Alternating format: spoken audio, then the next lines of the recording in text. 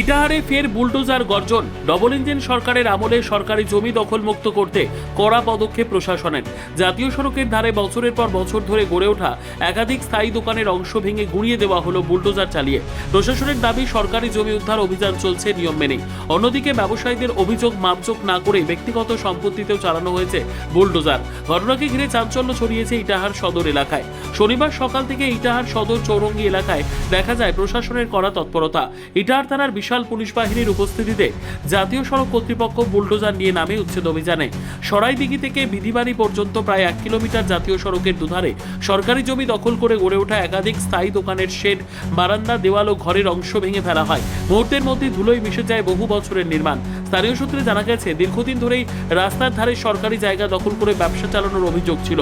পূর্ববর্তী সরকারের আমলেও একাধিকবার নোটিশ দেওয়া হলেও কার্যকর উচ্ছেদ অভিযান হয়নি।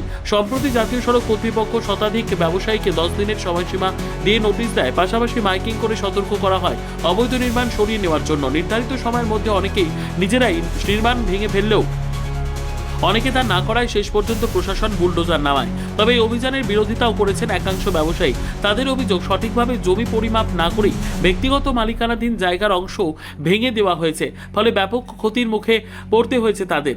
অন্যদিকে জাতীয় সড়ক কর্তৃপক্ষের দাবি, সমস্ত নোটিশ ও আইনি প্রক্রিয়া সম্পন্ন করেই নিয়ম মেনে উচ্ছেদ অভিযান চালানো হচ্ছে এবং শুধুমাত্র সরকারি জমির ওপর থাকা অবৈধ নির্মাণই সরানো হয়েছে।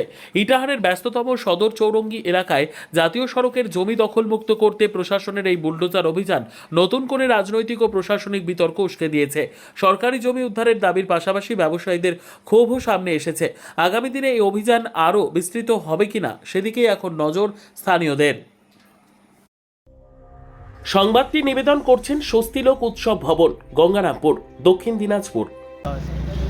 নোটিশ দেওয়া হয়েছে, লিগালি নোটিশ দেওয়া হয়েছে, আমাদের অ্যালাউন্স করা হচ্ছে, আর এসপি স্যারকে, ডিএসপি স্যারকে, আর থানাতে আমাদের লেটার করা আছে।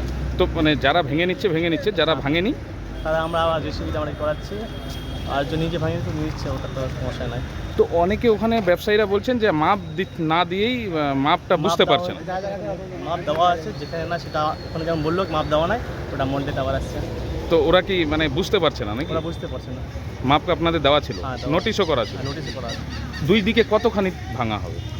আমরা ইটাহার জাংশনে পুরোটাই আমাদের নোটিশ দেওয়া আছে, 380 পর্যন্ত পুরো ভাঙা হবে। কতগুলো দোকান?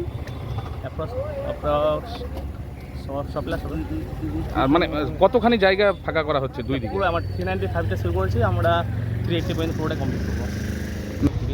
তো কতদিন চলবে এই কাজ? যত কন্টিনিউ হবে আমাদের ইন্ডাস্ট্রি থেকে করা আছে। আর আপনার নাম? আমার নাম আব্দুল লতিফ। এখানে কি আপনার মার্কেট? হ্যাঁ, আমার মতো। কি সমস্যা হচ্ছে আপনার? সমস্যা, আমরা ন্যাশনাল হাইওয়ে থেকে যে মাপটা দিয়েছিল, হ্যাঁ, সেই মাপ অনুযায়ী ওরা ভাঙছে না।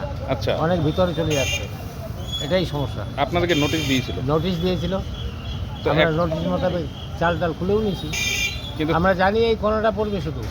এখন তো ঘটনাটা এরা এই যে তারটা, যখন তারটা লাগায় তখনই আমি অবজেকশন করেছিলাম যে আমার বিল্ডিংয়ের উপর দিয়ে তার দিব না।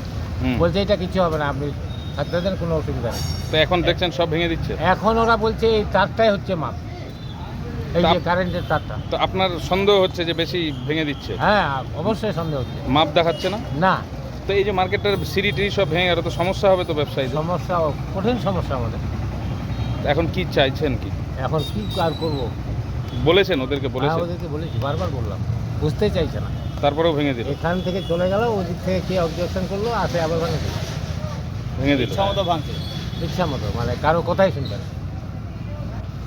ব্যুরো রিপোর্ট, উত্তর বাংলা সংবাদ।